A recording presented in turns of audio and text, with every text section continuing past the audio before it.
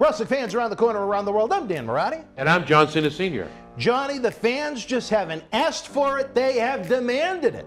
This August, we're headed back to Tampa for Wrestle House 2. WrestleMania weekend, we brought you Sinister Minister James Mitchell, TJP, Demolition Smash, Al Snow, Dutch Mantel Zeb Coulter, JTG of Primetime, and WWE Hall of Famer Gerald Briscoe for in-depth interviews and live interactive cyber autograph signings. And if you want our Wednesday Night Wrestling Insider Special edition episodes to continue, we need your help to bring these superstars' careers and lives to life. Bringing you free content 7 days each week is an expensive proposition between appearance fees, air travel, renting the house, the equipment, and everything that goes in to a week of shooting. We can't do it without you. As we prepare to return to producing live in-ring events, help us bring you the superstars and legends of yesterday and tomorrow by visiting Indiegogo now and check out some of the great rewards. Wrestling fans, it's going to be a wild week in Tampa the first week in August. Get ready for Wrestle House 2.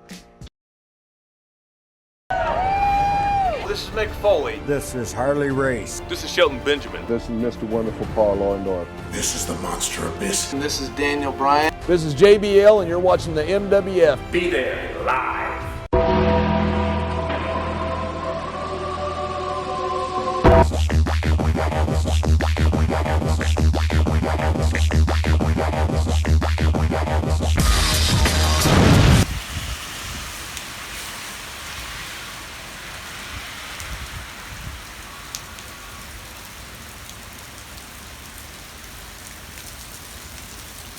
Wrestling fans around the corner, around the world, it is another Sunday night here at MWF Studios, downtown Melrose, Massachusetts, in the zip code of Champions 02176. We are just a little bit over 4 months away from our 20th anniversary.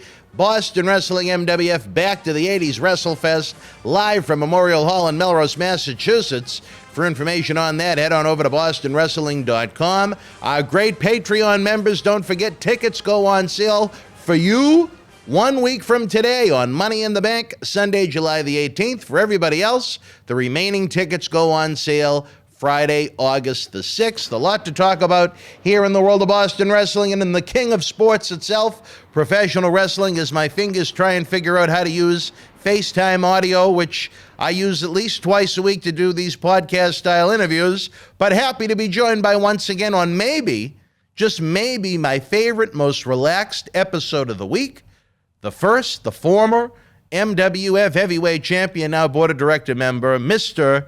Tiger Mulligan. Tiger, welcome to the jungle, baby. Oh, Danny boy, how's it going, my man? We're back together again on a nice Sunday. It is a nice. I'm looking forward to the show today because we got lots. Go ahead. No, it is a nice Sunday compared to last week when it was a rather cold July 4th here in Boston. But we survived. Oh, really? It was hot where I was. Well, did you get hit by that little mini hurricane on Friday? I mean, I guess in a sense we did. It was more on Thursday than we did on Friday, but it wasn't terrible. It was just a normal rain where I was. Oh, well, so. You should. You know what? Maybe I'll play a little clip of it at the beginning of the show. It was, for I'd say 4, 5, 6 hours. It was nuts.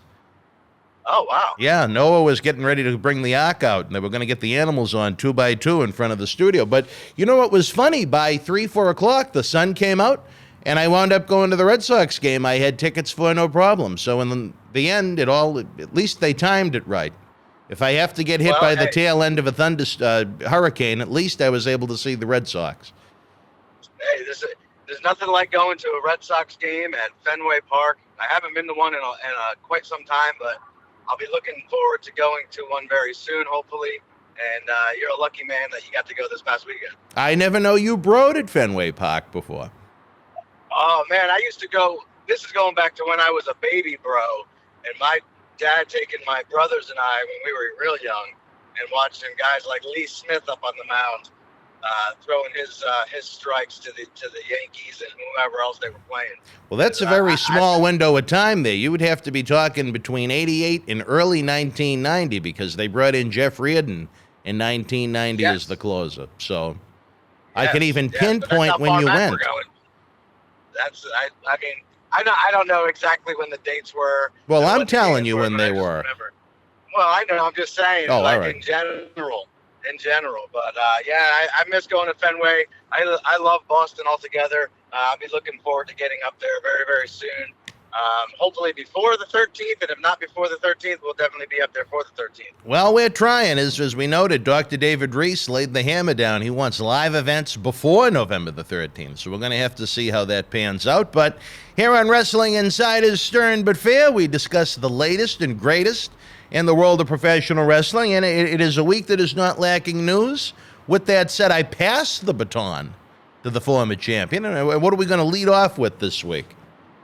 Well, you know what? I wanted to go back into a few notes that I had for last week that we didn't get a chance to get to because we just kept spouting our mouths. So there was a couple things I wanted to touch upon was your big old buddy, longtime personal friend, pal, Mr. Otis. Oh. Now, I know that your personal take on Otis and what that is, but I'm going to be honest with you. I didn't see much of SmackDown this week, but I watched him last week destroy the other half of the Street Profits in a complete squash match. And I'll be honest, I really truly feel if they keep going the right way in this direction with Otis, he could be a player for WWE. I was waiting for that. You know, here's the only problem with that. I don't disagree with what you're saying in theory, but ... you are taking something that you have presented as a pile of dog shit laying in the street for the better part of the year and now saying, here is some Godiva chocolate. You know what I mean?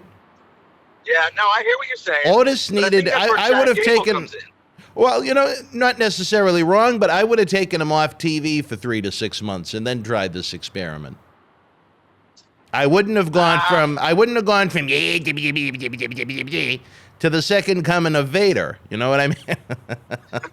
I think there needed to be a gap. He needed to go to another territory for 6 months. You know what I mean?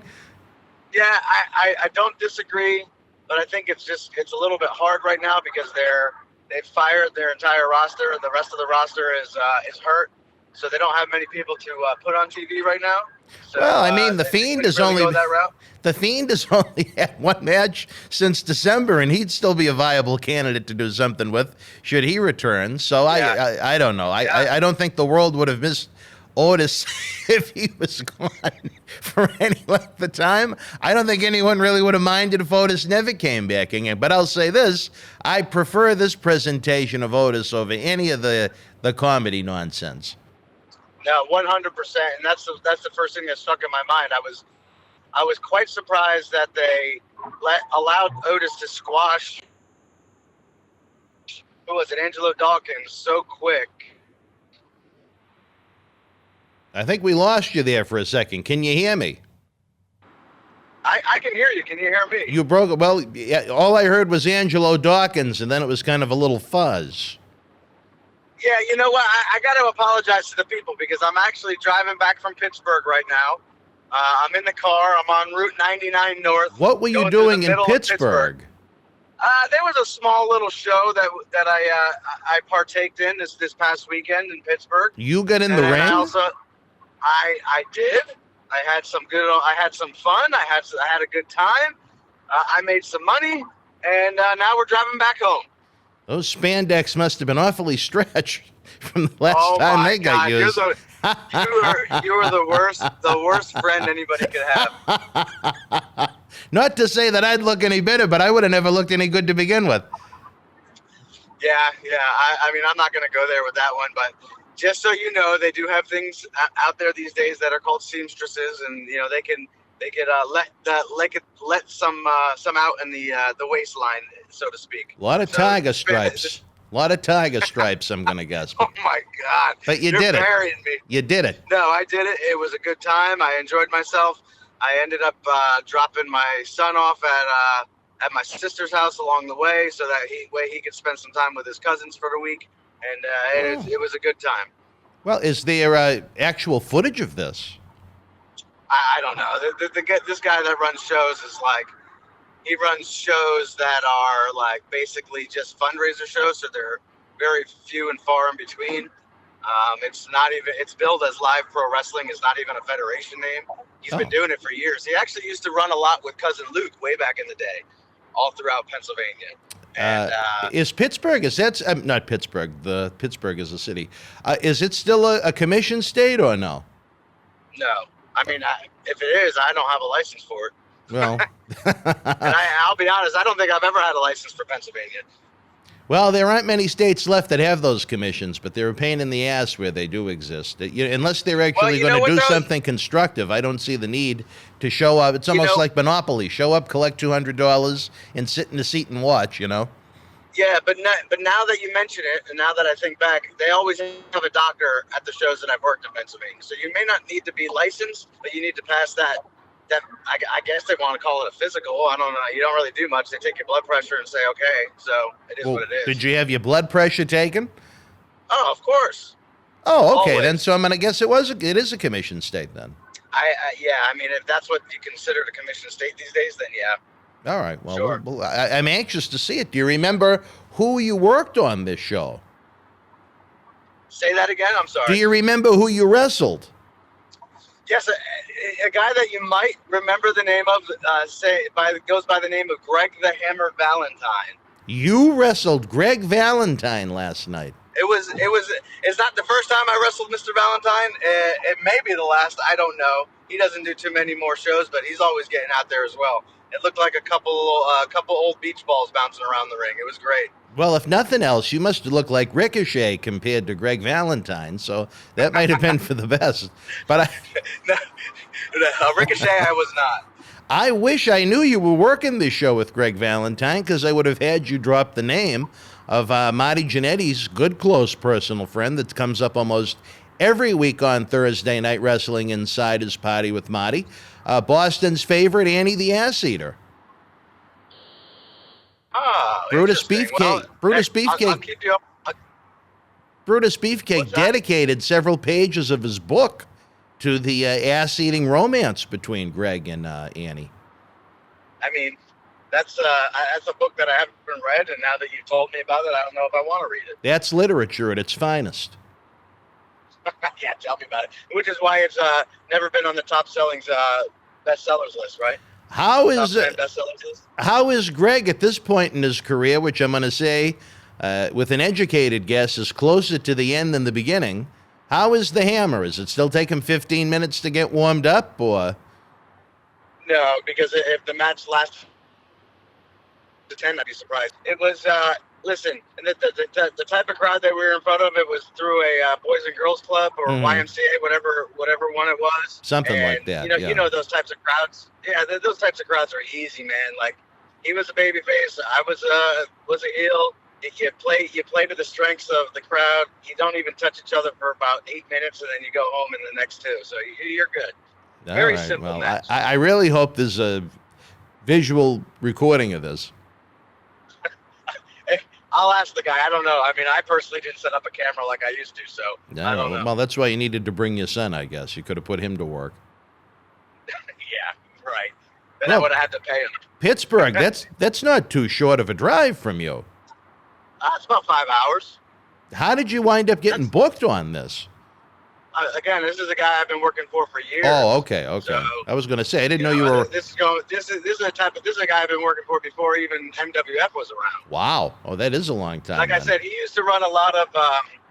Used to work with Cousin Luke. Cousin Luke used to run a ton of fair shows. There used to be a huge fair show loop throughout Pennsylvania and New Jersey that Cousin Luke was a part of. Mm-hmm. And this guy kind of took the reins over and was doing that for years. And now it's pretty much. He doesn't run a show unless he knows he's going to make money off of it. Oh, so it's a sold show, probably. Yeah, but I guess that's what they call him. I'm not a promoter, so I don't know much about it. Yeah, you don't know much. All right. Well, any more thoughts after we talked about Greg and some of his favorite pastimes here in Boston? Any more thoughts on Otis? No, I honestly hope that they continue doing what they're doing with him. I think that when they bring back the other guy from when he's hurt on the Street Profits, I just hope that they continue to allow Gable and Otis to kind of steamroll them so that way they can get some more momentum behind it.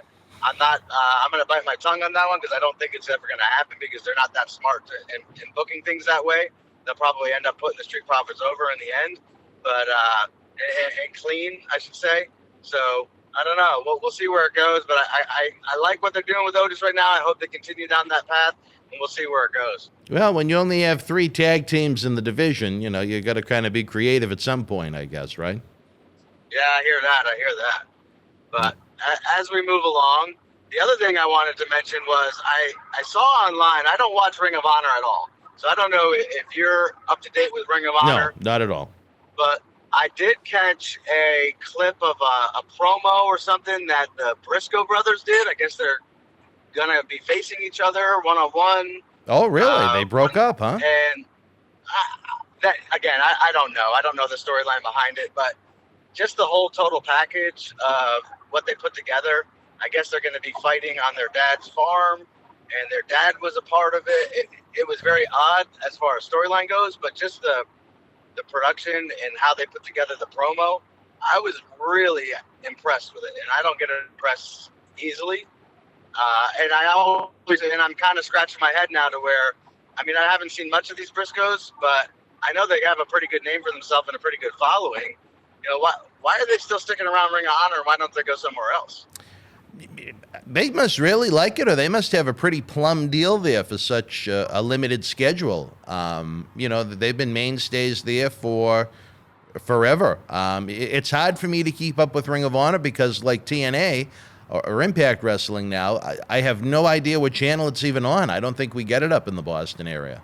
The only time I was ever able to watch it on a regular basis was for that short period of time. It was on, what the hell was the name of that channel? Destination America, when it was kind of teaming up with Impact on Wednesday nights. I don't know if you remember that. I remember it being on that, but I don't even recall ever watching it on that. Ring of Honor is just something I've never really watched. It never really interested me, I guess, maybe just because. Again, if you put a gun to my head right now, I couldn't tell you who their champ was. I believe it's Bushido. Yeah, whoever the hell that is. No. I don't know. But, I just thought it was something to mention real quick and kind of question why those guys Two aren't bros, doing more. as you'd like to say. Yeah, no, they're good. I like their product. I think they're old school character-based wrestling. Turn the volume up to 10 when they're in the ring.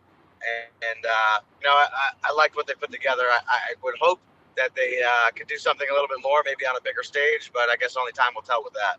I wish I had more access to it because even though, I don't know, from, again, secondhand from what you read, it kind of seems like a lot of the times it seemed like kind of a bland product as far as the presentation and so on, but I'd at least like to see it for myself, you know what I mean? I'm happy, even though they've never been able to run a full-time schedule. I'm glad they still exist.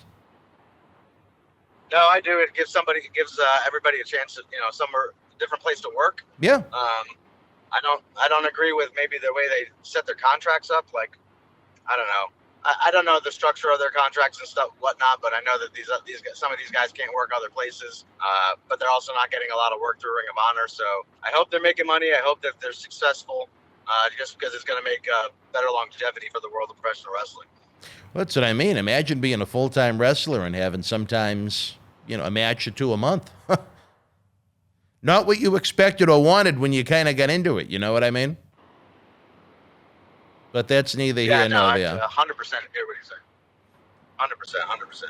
Now, the other thing I wanted to bring forth from last week was I had heard or read somewhere, actually, no, I heard because I talked to somebody that, Vince McMahon himself was down at the PC, or I don't know if they call it the PC anymore, but down at the PC last week scouting out talent, and that the talent was like deathly afraid and didn't want to go into work that day.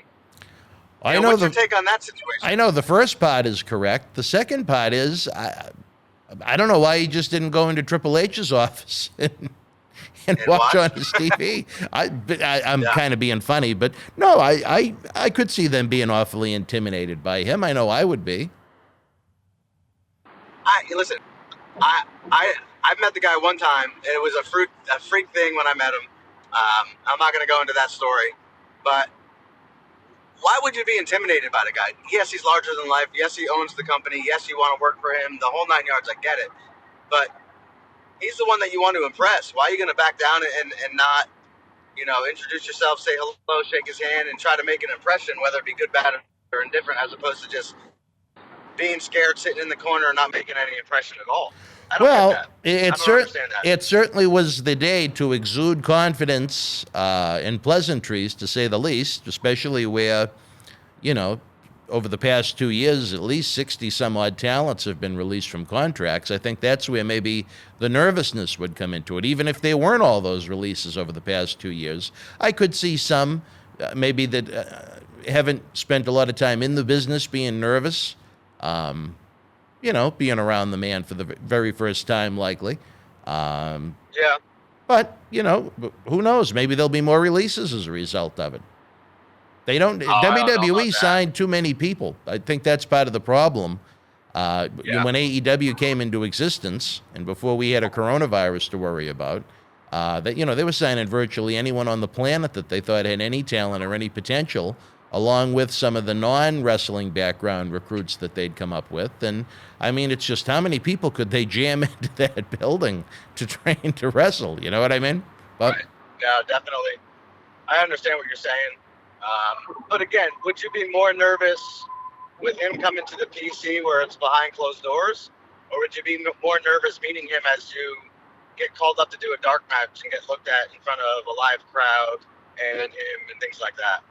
I know What would be worse? I know I would be excited, and I'd be probably, if knowing ahead of time he was coming, picking my brains and trying to come up with ways to try and capture his attention and make me stick out in his mind when he left. But that's 100%, me. 100%. And that's where that's kind of where I'm going with it, is why wouldn't you try to make that impression? Again, whether it be good, bad, or indifferent. So, you know what? Listen, those guys and girls that are down in the PC, they're not making much money. So even if they were to get released, they could easily catch on somewhere else if they put the time, effort, and energy in and make the same money, if not more, on the indies or with another company. So it's, I don't know. I just look at it a little differently. I think they need to kind of stop being scared of their own shadows, stop walking on eggshells.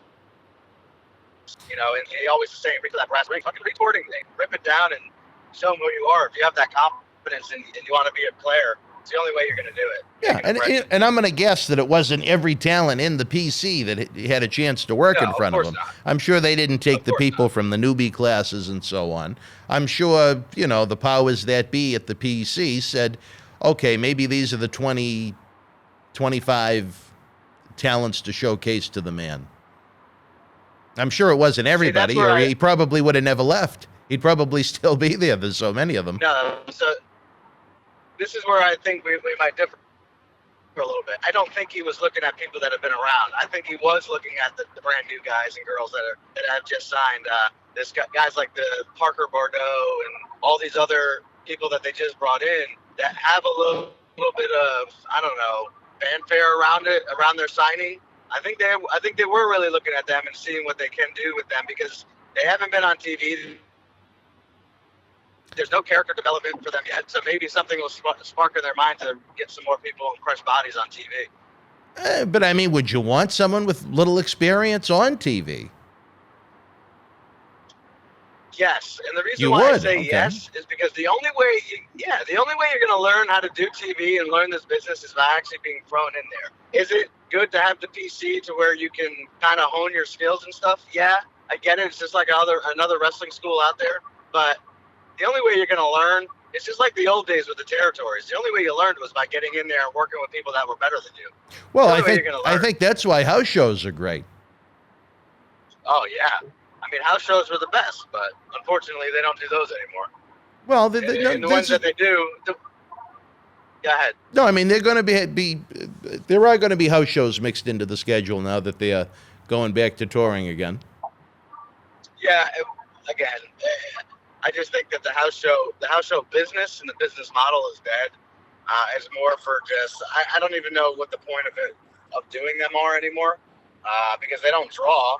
And who knows? Maybe if they start drawing again and they actually put some stars on there and these guys stop getting hurt and take care of their bodies a little bit and learn how to work, then it would make more sense to do the house shows. But I don't know. Well, to me, the house shows, if nothing else, even if they're breaking even on ticket sales and they make a few bucks off of merchandise, is just to give them experience in more than 4 to 6 minute TV matches out there, to learn to try different things in front of crowds and Yeah. again, I definitely see that point of view. I don't understand why they wouldn't want to have the house shows, as long as they're not losing a tremendous amount of money. Even if they're losing a little bit, to me, it's still worth it to have them. But again, that's one man's opinion. Yeah, no, I get that. And then the last thing, maybe before we jump into something else, this whole Tessa Blanchard. I've been reading a lot about her. You know, whether she was with Impact Wrestling, and maybe she was the Impact World Champion, the first woman to become. So I've been noticing that she's been doing a lot of wrestling seminars. Yeah, that's good.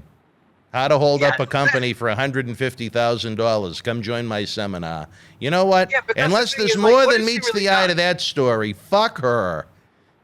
Yeah, I don't get it. Like, what has she really truly done in wrestling to where she can be putting on a seminar? I don't know. Like, I've always been a little leery about it. Like, I got really close friends that have been in NXT and done things, through developmental and things like that. And they've done seminars, but even then, I kind of, I support them, but I kind of question, like, well, you didn't really make it to the big time. Why would you do a seminar? You know what I mean? So I don't know. I just don't know what my take is on it. Would I personally go to a seminar that Tessa Blanchard's putting on? No. But I don't know. I just wanted to kind of throw it out there and see what you thought. No, I hate Tessa Blanchard. Again, unless there's more to the story as I know it, where she just basically tried to hold TNA up for money to drop the title after they put the title on her. Fuck her. If there's more, if they owed her money or something like that, which I have not heard to be the case, then that's a different story for a different time. But as I know the story to be, 2 middle fingers. And I would not go to her seminar either. Yeah. I wouldn't trust her to book her. I wouldn't trust her for anything. Well, which is probably why she hasn't been working anywhere. No, right? she should be treated just like Tully. When Tully vanished from the landscape of WWF at Survivor Series 89, and then vanished until AEW came into existence. So you know what? When Tess is around 60, she can make her comeback in the next big wrestling promotion on Turner Networks. Oh my God, you're great. I love when you get off into tangents like this. It makes me so happy. Well, because you know what? It's so wrong that she did that. You know, they built the company around her, which I thought was an embarrassment to begin with, and they almost got what they deserved. What's that? Yeah. No, it was stupid to do that to begin with. I mean, my God, taking men that in real life would kick the shit out of her and then making her the champion and having all those guys lay down for her, it was an embarrassment. It was an embarrassment. If I was in Impact Wrestling at that point and I had any kind of an injury whatsoever, I would have gone to the doctor and said, look, can I get time off for this? And I would have wanted nothing to do with the farce that it became, and it turned into an even bigger farce because they couldn't even get her to lay down and drop the title. She was, I'm going to try and bite my tongue because I'm really going to get going about it, but I just, please. So let me ask you this, because I always like to play devil's advocate a little bit. All right. And I know what your answer is going to be, but the listeners probably don't. How did you feel like when Chyna was kind of put in that position? Oh, it was just as bad. Nobody cared. No one wanted to see it. I mean, you're wasting a fresh guy coming in like Jericho on her. At least Jarrett was on his way out of the company. You know, if you wanted to do a situation with her with like someone that was a semi-wrestler, semi-manager, okay. If you wanted to do something hokey with her with the hardcore title, okay. But I mean, to take people that had legitimate talent and lay down for her, my God, no wonder why there was so much resentment towards her and everybody wanted her gone. Yeah, no, I agree. Listen, I'm all for women's wrestling. I know your take on it. Mine's a little different. I appreciate women's wrestling, but I do think it needs to be separate. I don't think the guys should be wrestling the girls and vice versa. Unless, again, like you just mentioned and alluded to, where if there's a manager like your buddy Reginald, where it comes into play and it makes sense, I get it, but just in general to put somebody out there, one-on-one, I don't get it. It should be kept separate 100%. At least with her, she had the size. You know what I mean? And it wasn't like she was like Nia Jax and weighed 400 pounds. She was in great physical condition by whatever means she used to get there. That's a different story for a different time. But looks-wise, it's kind of fit. But, I mean, again, you shouldn't be taking people with any talent or any shot at being someone that could make you any money and having them lose to Chyna. We saw the longevity that Chyna had. We saw how much interest there was in wrestling in Chyna after she left WWF. So, you know what I mean? If nothing else, Chyna was kind of a short-term attraction. And I don't understand. What's that?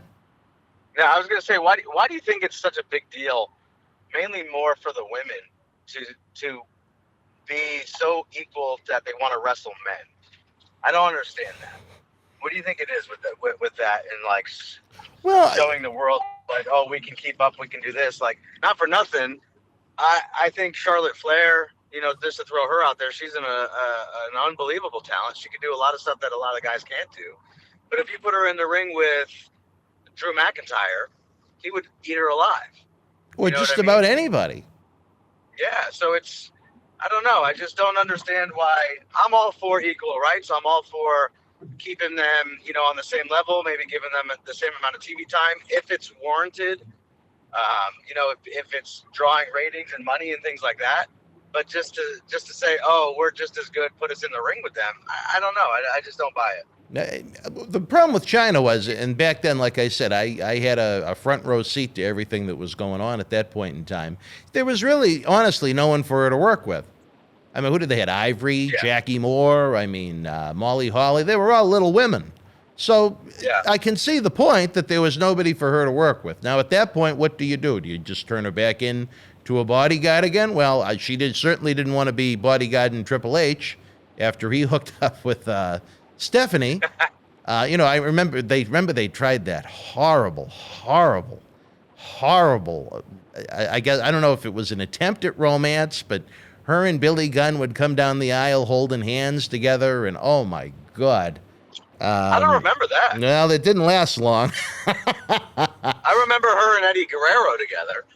That had some longevity to it. But this was, no, she kind of became Billy's, she became kind of Billy's valet for a short spell, and they held hands coming out to I'm an ass man, and it was something. It was something. But, and you know what I thought, another disgrace was that she wouldn't even drop the title on the way out. She had to squash Lita.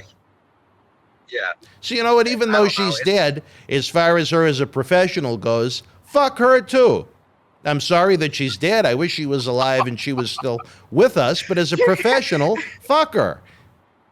You can't talk about people that are dead like that. What's wrong with you? I'm talking about her as a professional, as a human being. I'm sorry she's gone. Yeah. As far as a professional, I'm glad she's gone. Well, I'm going to switch gears real quick before. You know what? I'm getting a cue from the. You're really gonna regret. I'm getting a cue from the back. Why don't we take a brief please. We'll be back with more Wrestling Insider, stern but fair, in just a moment, folks. Wrestling fans around the corner, around the world, I'm Dan Marty. And I'm Mr. USA WWE Hall of Famer Tony Atlas. The road to WrestleMania has begun. Wrestling fans are looking to add to their man caves. You got to see what we have in the eBay store. Check it out. On October 28th, 2020, Wrestling's Scariest Night was back with WWE NXT Halloween Havoc. This limited edition collector's autograph poster is number 12 of only 100 produced and is signed by all 9 superstars featured on the poster, including Johnny Gargano, Damian Priest, Candice LeRae, Io Shirai, Dexter Lumis, Cameron Grimes, Rhea Ripley, Raquel Gonzalez, and your Halloween Havoc host, Shotzi Blackheart. Comes with WWE authentication hologram on the back. You'll also receive an on-air thank you from WWE Hall of Famer Mr. USA Tony Atlas and a bonus mystery autograph photo. Help keep wrestling legends working. Get this awesome collectible now. Boston wrestling sports in the MWF explodes into a new year of unknown with professional wrestling content galore, and we need you to join our family. Every Tuesday night at 10 p.m. after we review the previous night's Monday Night Raw, it's Wrestling Insiders at your house with the unpredictable WWE Hall of Famer, Mr. USA, Tony Atlas. Wednesday nights after WWE, NXT, and AEW at 10 p.m., you never know who's going to show up on Wrestling Insiders Special Edition.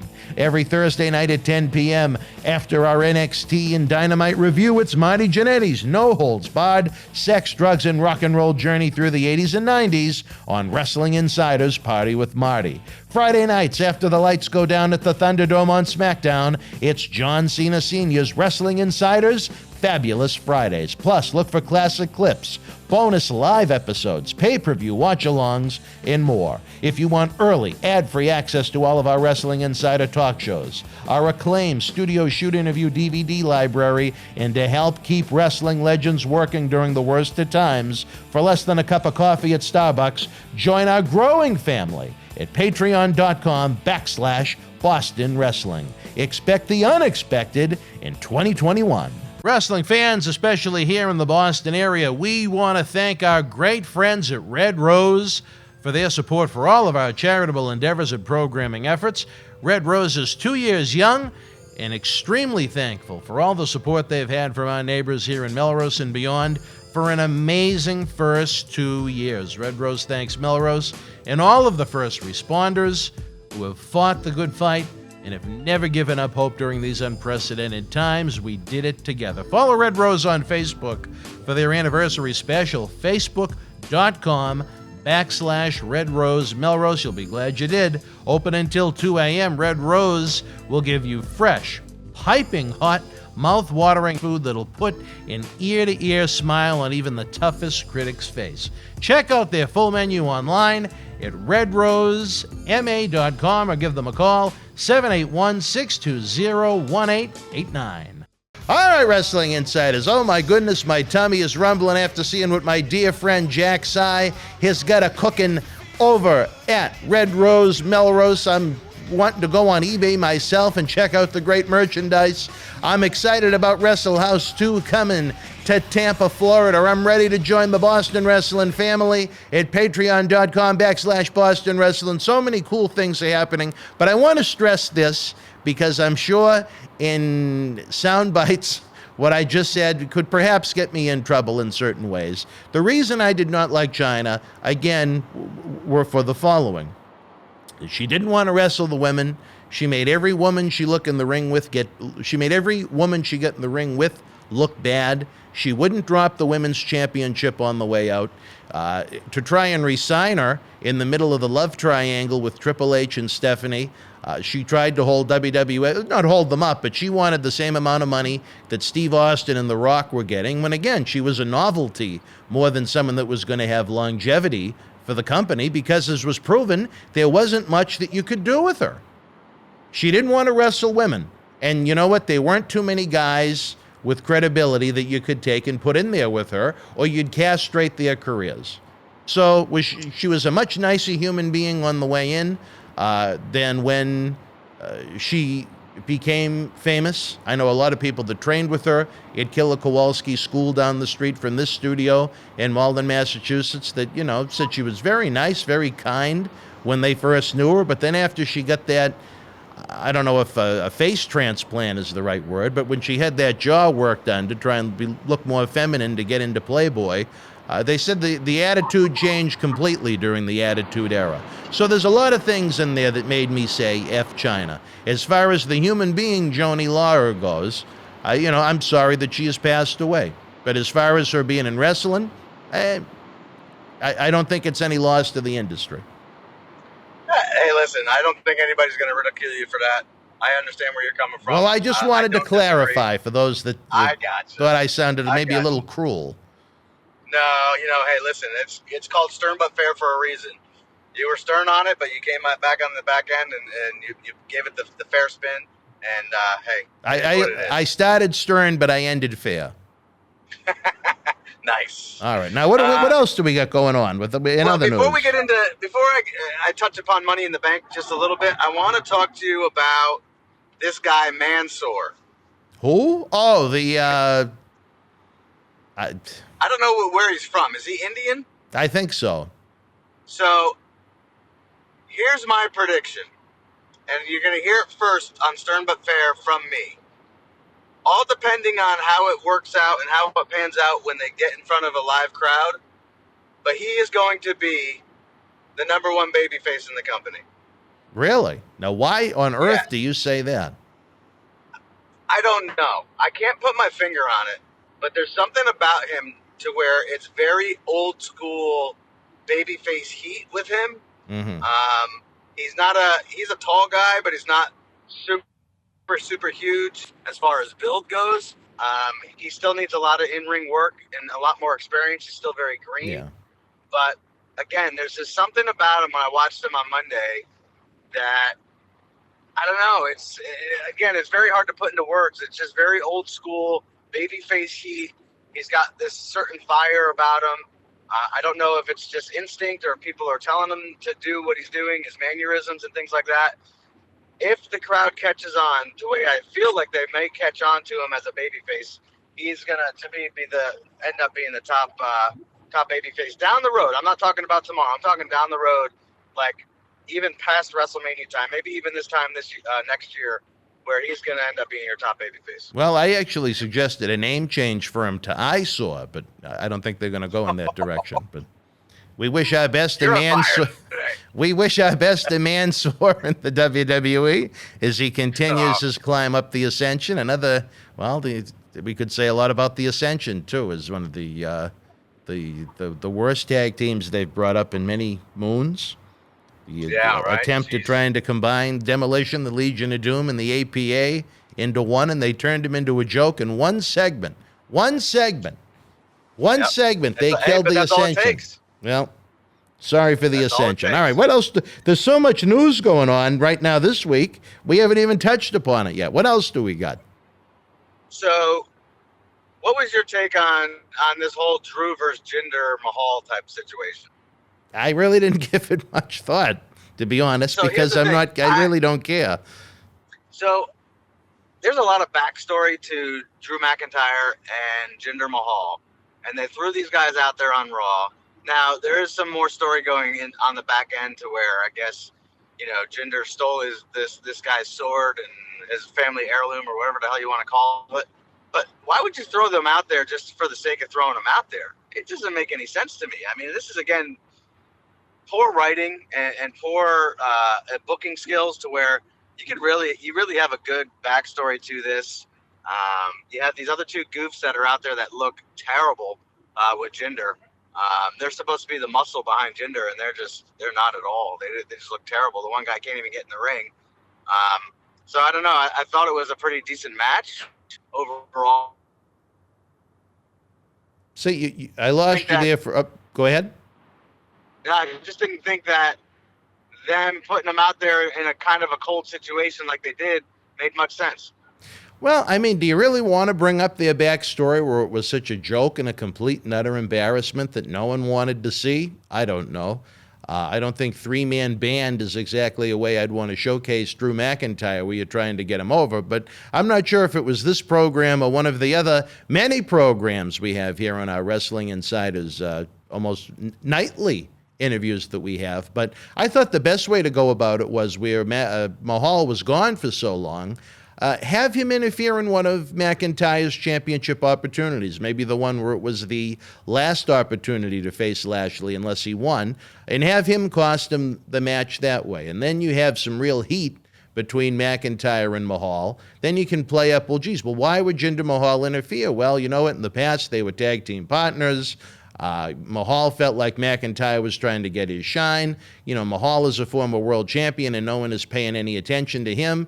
Now WWE is presenting McIntyre as the guy. Well, Mahal said, F that. So he got involved in the match, cost McIntyre his last shot at the championship while Lashley is champion. Then you have more of a match that people would want to see between McIntyre and Mahal from a vendetta point of view. And then it's an easy way to navigate Lashley out of the situation.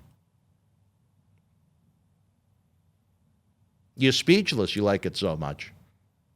Or you're not there. Oh, it says call failed. All right, I guess we're going to have to call him back, ladies and gentlemen. I thought he was so impressed by my booking theory on Drew McIntyre and Jinder Mahal, but he is on the highway, so maybe we lost him. Either that or we're going to take another time out in just a moment if I get the voicemail of the disconnect. Either that or he really hated my idea about McIntyre and Jinder Mahal. I don't know. Technology is great when it works. All right, wrestling fans, right now we're going to take a brief time out. We'll be back with more Wrestling Insider's Stern But Fair when I can get the Tiger back into the lair. Wrestling fans around the corner, around the world, I'm Dan Marati. And I'm John Cena Sr. Johnny, the momentum here in Boston wrestling continues as we continue to build and build and build. The fans want to know, how do we help? We subscribe to the Patreon, but we see all the great merchandise on that set. Coronavirus may have killed the nightlife, especially for someone like Marty, but our acclaimed eBay store is open 24/7 around the world. Wow. Check it out. At WrestleMania 37, she defeated Asuka to become the new Raw Women's Champion, and here is your chance to own a piece of Rhea Ripley on this beautiful limited edition autographed 11x14 poster direct from friends at WWE. Number 50 of only 50 made, includes WWE authentication hologram on the poster itself. Suitable for framing and matting, you'll also receive a bonus Legends autographed 8x10 photo and an on-air thank you on Wrestling Insiders as our thanks for helping keep Wrestling Legends working. Get this ultra-rare Rhea Ripley autograph poster now. Cheer. Why, hello. I would ask what was on your mind, but I already know. You want to know what has got my beard looking oh so majestic. And I'll tell you, it's sexy as hell beard care. Coconut oil, vitamin E oil, almond oil, both sweet and bitter, shea butter, it's all natural. Yes, JTG has actually come out with a high quality product. So support your boy by going to sahbeardcare.com and take one step closer to becoming sexy as hell. Cheer. Ooh, cheer. You know? All right, wrestling fans, welcome back. The Tiger is back with us. Life on the road, unbelievable fans. Here was my train of thought that he didn't hear at all that I thought you were also blown away by. What I would have done is, where Jinder was, and maybe I said it before on this show, we do so many, 7 nights a week, I lose track of what I say on which show, but where Mahal had been MIA for so long, I would have saved his return for the match where McIntyre had his quote-unquote last shot at Bobby Lashley for the World Championship, and I would have had him interfere in that match. Then, the announcers can play up, oh my God, Jinder Mahal returns. He's cost Drew McIntyre his last shot at the championship while Bobby Lashley is still the champion. Wait until the fallout tomorrow night on Raw, blah, blah, blah. Then on Raw, then you start to play up, well, you know what? In the past, they were a tag team without showing any three-man band footage. Jinder felt like McIntyre was the push guy. He was the guy that WWE wanted to succeed while he was kind of an afterthought. Mahal could say he is a former world champion as well, and he was being shown no love. So he went out of his way to make people pay attention to him. And then you have a much more interesting match with a vendetta behind it between Drew and Mahal than kind of what was just thrown out there. Hey, you know what? I don't know why you're not working for the booking committee or actually being the booking committee, but that actually makes 100% more sense than anything they got going on right now. Well, thank you, Nickel. The Tiger, yeah, I mean. Well, hey, I get it. It's difficult to write for a bunch of people and a bunch of different storylines and whatever the case might be. However, you have a built-in storyline here, and the way you just laid it out is perfect, compelling TV to where you want to see what's going to happen next. It just doesn't make sense. Yeah, it just doesn't make sense to just say, oh, by the way, these two guys are going out there and going to face each other. And then at the end of it, steal his sword. so that way you can continue your storyline. It's so stupid. It's so stupid. I don't want to watch it. Well, no, you're 100% right about that. And I know, I don't know if I could have done the outstanding job that Kenise Mobley did. But, you know, one can only hope that someday I'll have that opportunity to call the champion Bobby Ashley on a podcast.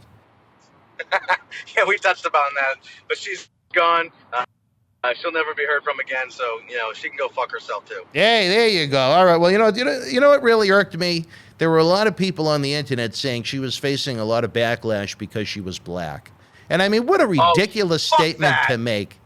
It had nothing to do with her gender. It had nothing to do with her skin color. It had the fact to do with she had absolutely no idea on what it was she was trying to write for, the fan base she was trying to write for, and went on, and I'm going to guess, a national podcast where it got so much attention and basically shit on the industry that she was working for. So you're right. Fuck her. You know, people make me sick. This is why the world that we live in, fuck her. It's just, you know what? Whoever's saying that needs to find a job and get out of their house, put your mask on, get your vaccine, do whatever you got to do, but stop living through this freaking BS crap that you're living through. Like, that had zero to do with it. She's just an idiot that got a job that she shouldn't have gotten, and she proved that she shouldn't have gotten it, and now she's back in the gutter where she belongs. And proved very untrustworthy at the same time in the fact that she'd actually go out there and expose all of those things to some kind of a national audience. But, you know, to tie in kind of news of the week, the same thing is kind of happening with Naomi right now. People are saying that Naomi is being singled out because, I mean, as far as I know, literally one fan on Twitter said it was Naomi's fault that Jimmy Uso has had so many DUIs over the past decade. Now, I don't know how that ties into her skin color, but I saw a lot of people saying that there was this big attack on black women in the industry. And I didn't even think Naomi was in the car when Jimmy Uso got arrested. So I can't see how you'd even point the finger at Naomi, whether she was black, white, Asian, Hispanic, or anything in between. Yeah, listen, you know, we're kind of touching upon this whole Jimmy Uso thing. Like, not for nothing, the guy should have been fired. It's been one time too many. He needs to go to rehab. He needs to go do something. But it's a black eye on the wrestling industry, or even WWE, and it's a black eye in his career. How Naomi kind of folds into it, I have no idea. Yeah, they're married, but at the same time, she's got nothing to do with Jimmy Uso getting a freaking DUI, unless she's the one feeding them all the beers and saying, go out and get me something. And that's not the case. So, not that I know of. So I can't see why anyone would point the finger at Naomi. I know she was in the car along with his brother. I think it was in Detroit during the time he took his shirt off and kind of went at the cops in an alcohol-enjoyed evening. But, you know, it's really sad because I think the Usos are so great.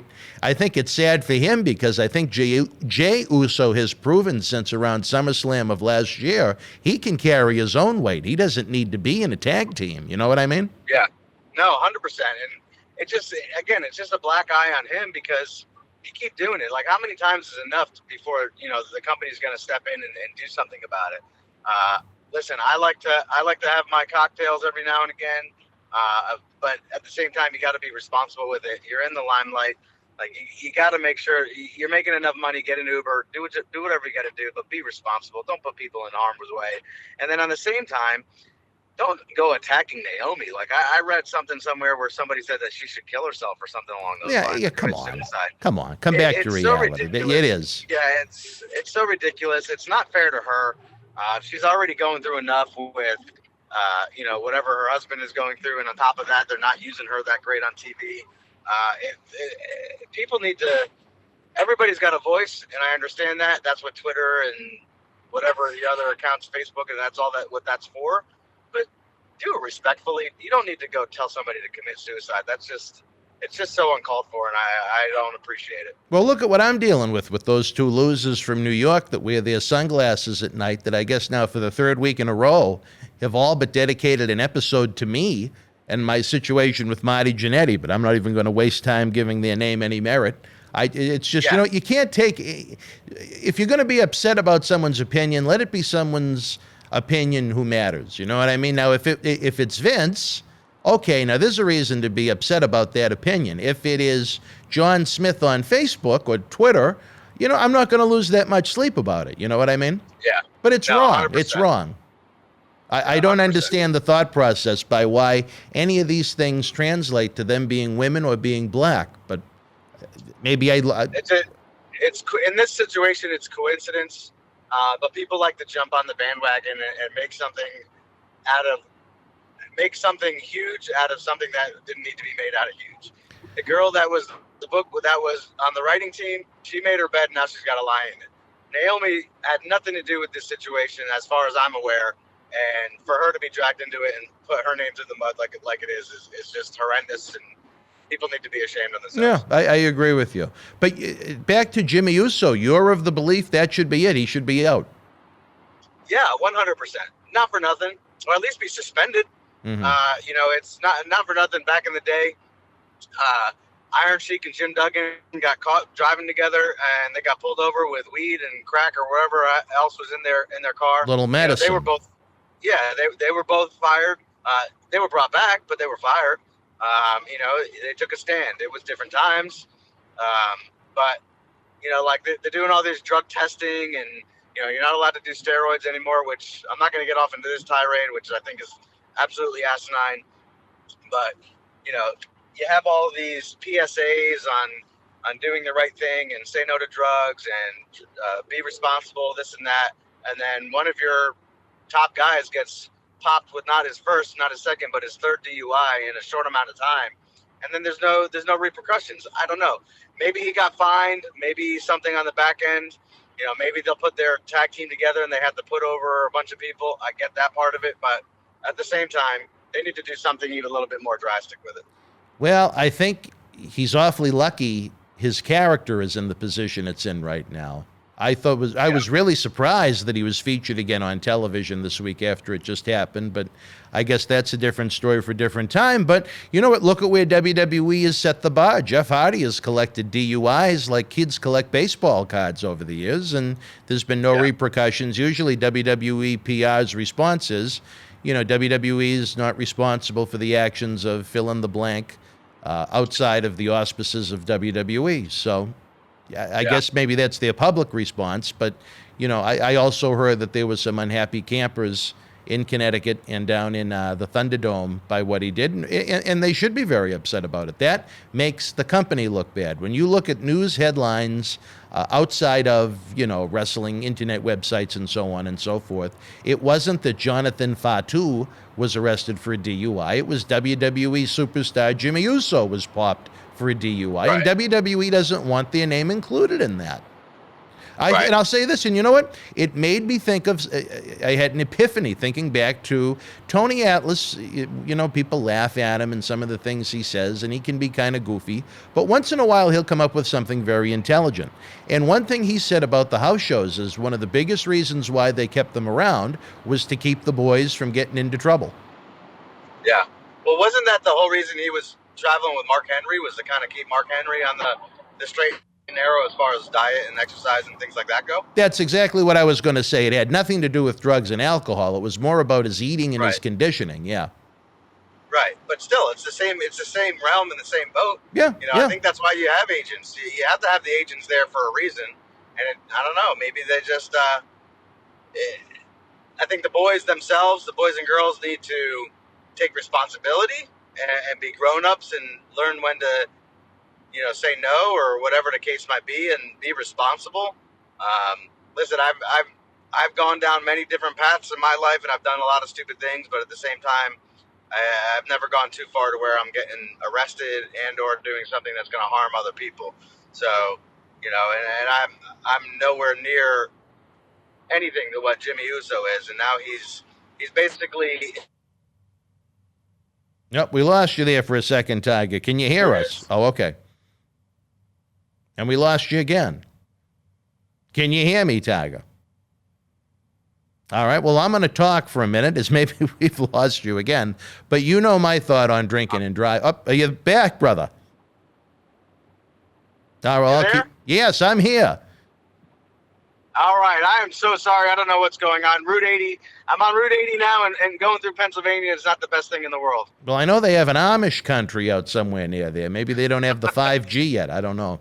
They're still waiting for they're waiting for electricity.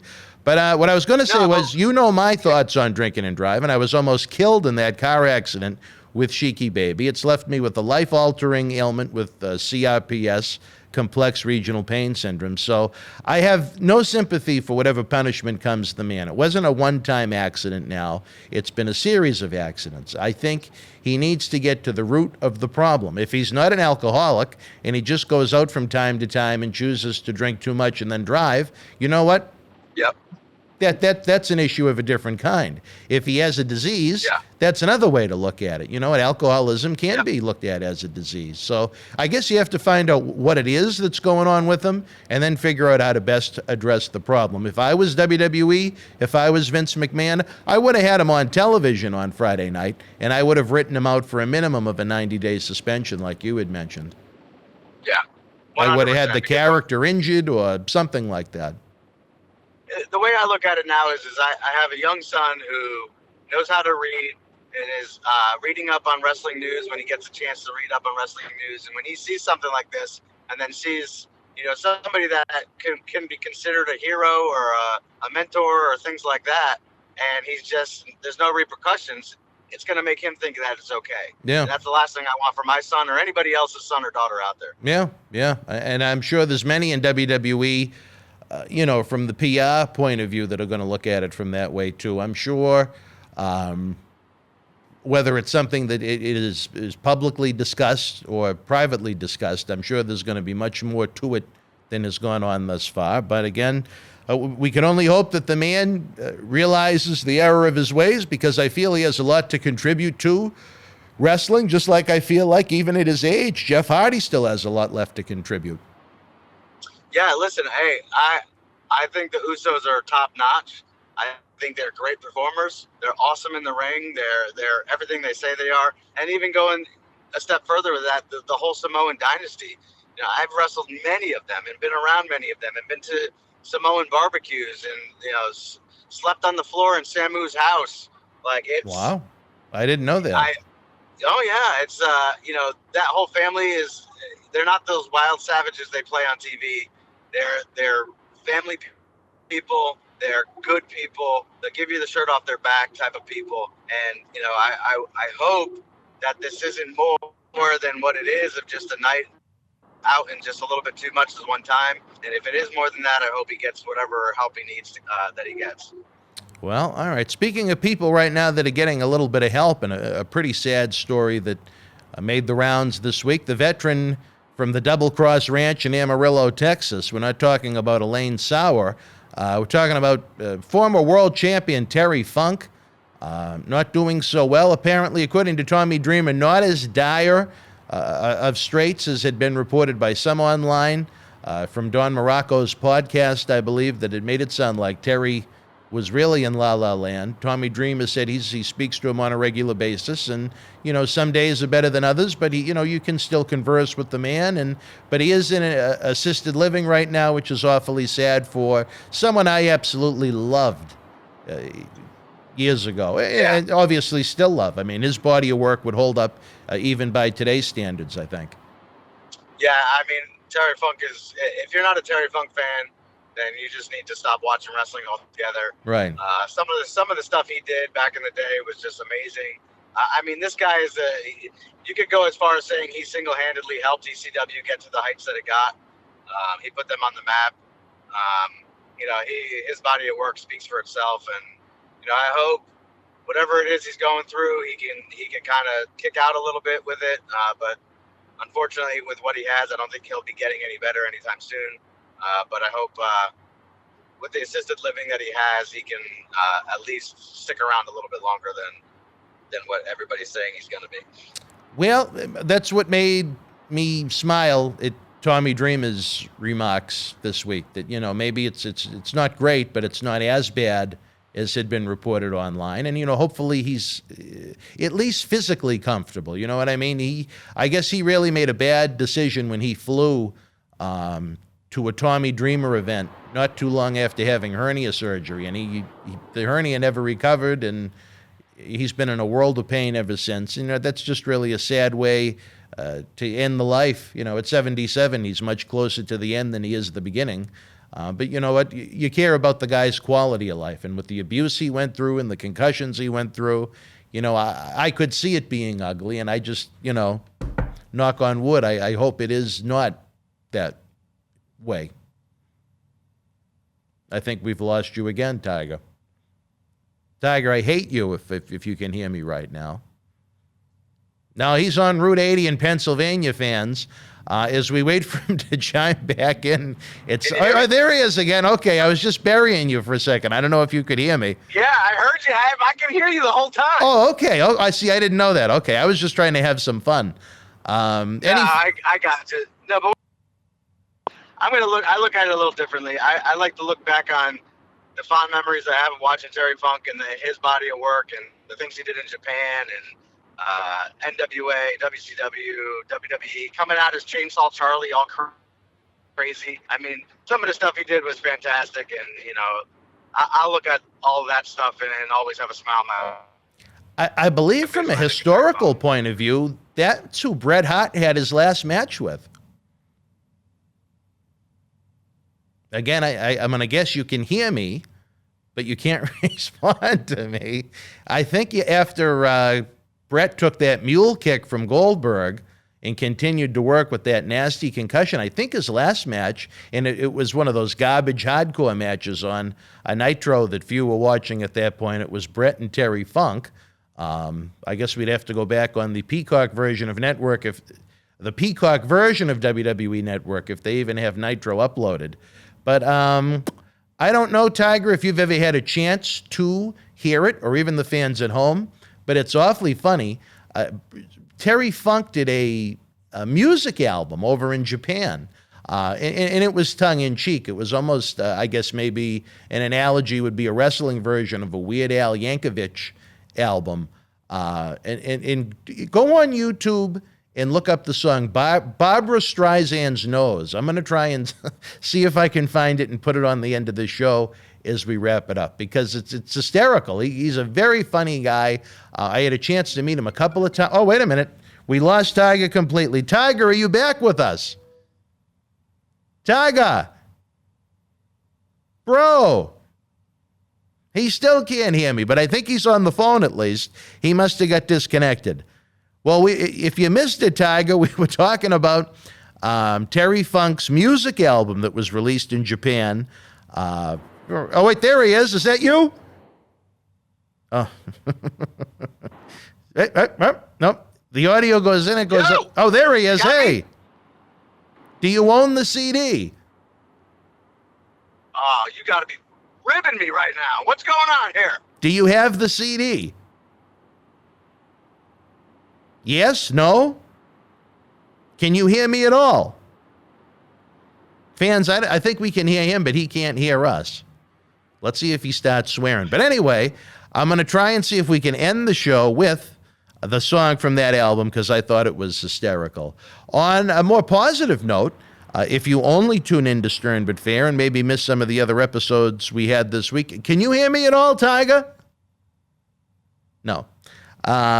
We discussed how awful Mr. Wonderful Paul Orndorff looked in the assisted living facility he was in. But the good news is, I don't know if fans saw the photo that was posted by Paul's son Travis online. Can you hear us, Tiger? Tiger! Are you with me? Can you hear me? Hello? Hello? I can hear you. All right, well, good. I can hear. Finally. Do you own the Terry Funk? Oh, my. Do you own the Terry Funk CD? No, I'm getting hot under the collar because this shit don't work. I'm getting no service. I feel bad for the fans, but I promise you, next week is going to be 100% different. We're not going to do this shit again. All right. Well, maybe you'll have some rat in the car to give you some service before you pick up your son. Oh, my God. I don't know. Maybe. I didn't say for sure. It's up to you. It's at your discretion. My rat days are way, way, way past me. Yeah, you left her back in Pittsburgh, Maria Davis. But anyway, are you familiar with the Terry Funk CD from Japan? No, I never had a Terry Funk CD from Japan. Oh, it's hysterical. I'm going to end the show with one of the songs. I think it's called Barbra Streisand's Nose. I don't know. Again, I don't know how much you could hear of what I was saying, but I guess it would be the wrestling analogy to like a Weird Al Yankovic CD, where he'd take a song and kind of change the words around. And it was a really big thing in Japan when it came out in probably like the early to mid 80s from what I remember. But anyway, to looking at old time legends in this sport that haven't been doing well. I believe you and I talked about Paul Orndorff last week. On a more positive note, Paul's son Travis posted a photo that Paul is out of the facility he was in. And on July 4th, he was in, normal clothes. He had a haircut. That mustache was gone. And he was enjoying a cold one. So that put a smile on my face. I don't know if you had a chance to see that for yourself. I did not see that. I didn't even hear anything about it, to be perfectly honest with you. But yeah, now that you're telling me, I'm glad that things are on the up and up. Well, I don't know if they're on the up and up exactly, but at least he's out of that facility. At least he's wearing normal clothes. He got a haircut. That Terry Funk looking mustache is gone. And he replaced the packets of pepper with an ice cold beer to celebrate America's birthday, as you and I were doing the podcast. So I was as someone that has known Paul, and we've had Paul here in this studio, he's a man's man. That's the Paul Orndorff that I want to see, not that horrible video, when he was in the facility. So good for Paul. We can only hope that, even if things don't get better, they don't get any worse. Yeah, I agree. Paul Orndorff, I've had the opportunity to speak with him on many occasions. You're right. He's a man's man. He's got a lot to offer people if they want to sit down and chat with him. And I hope he's feeling better, and I hope some of those bad days are behind him. All right. Well, anything else? I know we've started and stopped so many times. I've almost lost track of how long this episode is at this point.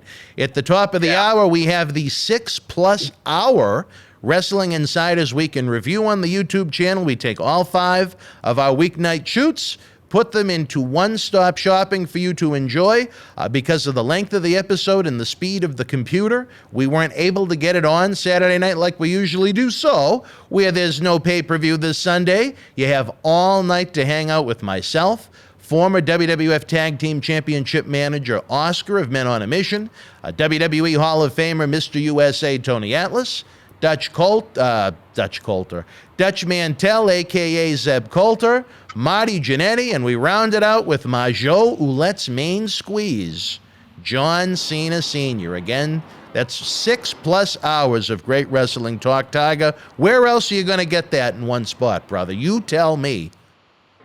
Yeah, you're not going to get it anywhere. All right, well, thank you. I know what you can also do. Hold on. What you can also do is, if you're looking for Stern but Fair somewhere else, you can get it. And I hope you're the entire plug got audioed out. There was no sound. Yeah. The tiger's ready to bite. The tiger's ready to bite. Well, you can check out. Let me try it. Let me try it, and you tell me how good or bad it is. You can check out Stern but Fair Wrestling Insiders on your favorite podcast platforms. Did I say it right? Sure. Absolutely, you said it right. Not with the Fuck this goddamn phone, no service. Not with the passion or the zest that you would have, but I'm learning. And again, folks, don't forget, back to the 80s, Saturday night, November the 13th. Tickets go on sale for the Patreons 1 week from today before Money in the Bank. If you're not on Patreon, you're missing early ad-free access to our great weeknight studio shoot interviews, along with hundreds of shoot interviews in this fine studio with dozens of superstars, Patreon exclusives. We had a new Iron Sheik DVD go up this past week, plus the knowledge that you're helping keep wrestling legends working at patreon.com/Boston Wrestling. For my partner in crime on Sundays, Mr. Tiger Mulligan, I'm Dan Marati. Check out all of the great ways you can help with Patreon, the Indiegogo for Wrestle House 2 in Tampa, eBay, and so much more. Lots of great things are happening, and as we get ready to celebrate 20 years of Boston Wrestling and the Millennium Wrestling Federation. I'm Dan Marati. I don't know if he can hear us. He's Tiger Mulligan somewhere on Route 80 in Pennsylvania. We'll see you next Sunday night, bro. The World Wrestling Federation was live at Meadowlands Arena in East Rutherford, New Jersey, Saturday, July the 11th, 1992. The WWF's return to the Meadowlands after 18 months over WCW being allowed to run at the venue. In the opening contest, El Matador beat Skinner. The Mountie with the win over Sergeant Slaughter via disqualification. WWF Intercontinental Champion Bret Hitman Hart retained the title over Shawn Michaels. The Legion of Doom and Paul Ellering defeated the Beverly Brothers and the Genius. Virgil victorious over Kato. The Big Boss Man beat Nails via disqualification. And in the main event, the Ultimate Warrior with the win over Papa Shango. If you were at the Meadowlands Live, share your memories in the comment section below. Use the links in the description box to keep Wrestling Legends working in our eBay store and on our world-renowned Patreon streaming service so we can bring you more interactive superstar shoot interviews to relive the good old days of professional wrestling. Check it out. Boston wrestling sports in the MWF explodes into a new year with professional wrestling content galore and need you to join our family. Every Tuesday night at 10 p.m. after our Monday Night Raw review, it's Wrestling Insiders at your house with WWE Hall of Famer Mr. USA Tony Atlas. Wednesday nights at 10 p.m. after NXT and AEW, join rotating legends on Wrestling Insiders Special Edition. Every Thursday night at 10 p.m. after our NXT and Dynamite review, it's Marty Jannetty's no-holds-barred sex, drugs, and rock and roll journey on Wrestling Insiders Party with Marty. Friday night after SmackDown, don't miss John Cena Sr.'s Wrestling Insiders Fabulous Fridays. Plus, look for classic clips, history videos, bonus live episodes, pay-per-view watch-alongs, and more. For less than a cup of coffee at Starbucks, get early ad-free access to our Wrestling Insider talk shows, our acclaimed studio shoot interview DVD library, and help keep Wrestling Legends working during the worst of times